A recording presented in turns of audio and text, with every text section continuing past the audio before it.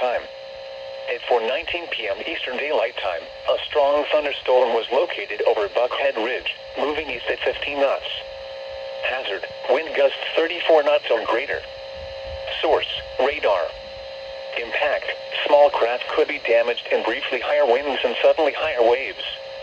Locations impacted include Buckhead Ridge. Move to safe harbor until hazardous weather passes. Report severe weather to the Coast Guard or the National Weather Service.